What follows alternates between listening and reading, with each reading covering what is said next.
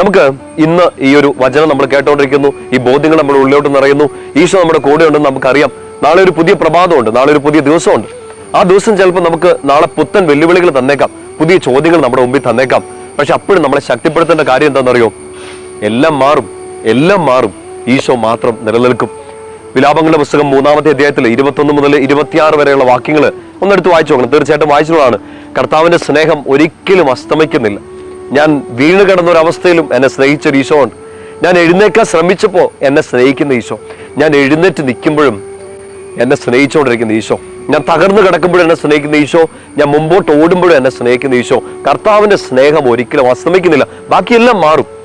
ഇന്ന് ഈ ദുഃഖം മാറി നാളെ സന്തോഷമാകും, മറ്റന്നാൾ ഈ സന്തോഷം മാറി ചിലപ്പോൾ ദുഃഖമാകും. പക്ഷെ ഈശോ എപ്പോഴും നിലനിൽക്കുന്നു. എൻ്റെ പ്രിയപ്പെട്ട സ്വരങ്ങളെ, നമുക്ക് വലിയ ശക്തി നൽകേണ്ട ആ ഒരു കാര്യം ഇതാണ്. എൻ്റെ ഈശോ ഇപ്പോഴും എൻ്റെ കൂടെയുണ്ട്.